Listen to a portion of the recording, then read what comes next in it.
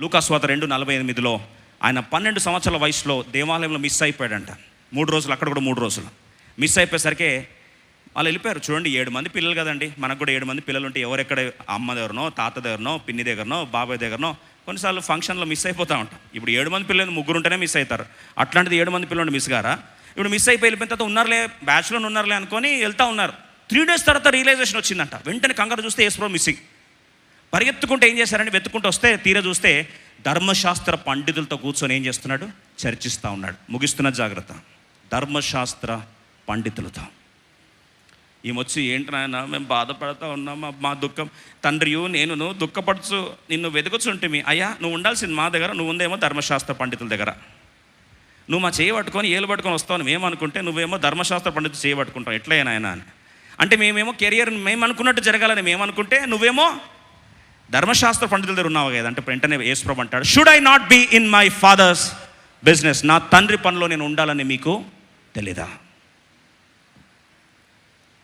చూడండి, చాలాసార్లు మన పిల్లలు మనం అనుకున్నట్టు చేయాలని అనుకుంటాం.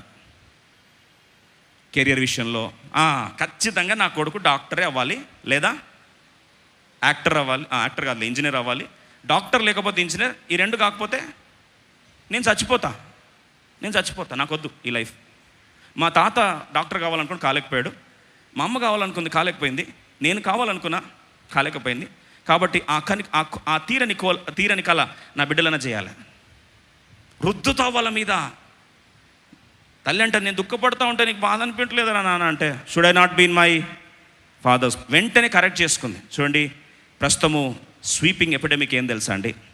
Losing hope and students suicides in India are growing at an alarming rate, reveals a new report. చూడండి, నంబర్స్ 97,571 స్టూడెంట్ సూసైడ్స్. ముఖ్యంగా ఈ జూన్లో రిజల్ట్స్ వచ్చిన తర్వాత ఇంకా పిల్లల బాధ వర్ణనాతీతం. అలా బాధపడుతున్న ప్రియ బిడ్డలారా, మీకు ఒక శుభవార్త.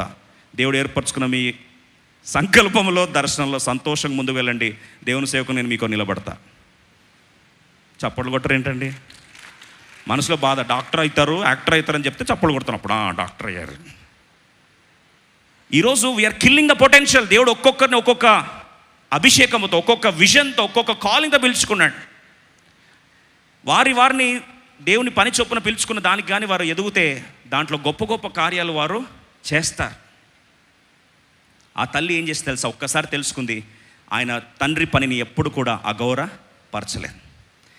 ఆఖరి యేసుప్రభు మాట కూడా, తండ్రి నీ చేతికి నా ఆత్మను అప్పగించుకొని. చివరికి తండ్రి పనితో ఆరంభించాడు, తండ్రి పనితో ఏం చేశాడు?